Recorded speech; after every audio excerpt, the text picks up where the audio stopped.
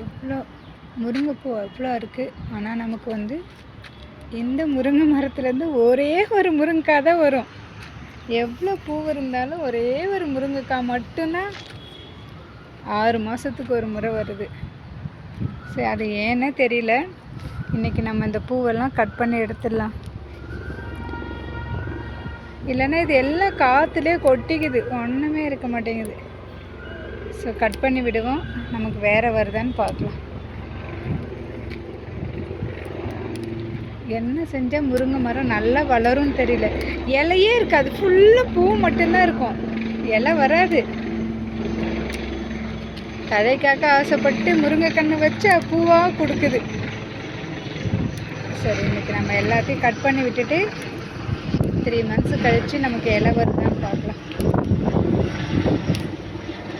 எல்லா பூ காற்றுலேயே கொட்டிடுது.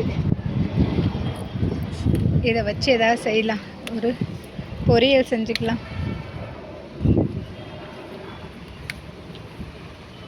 தெரியல வீடியோவில். சரி, சாரி.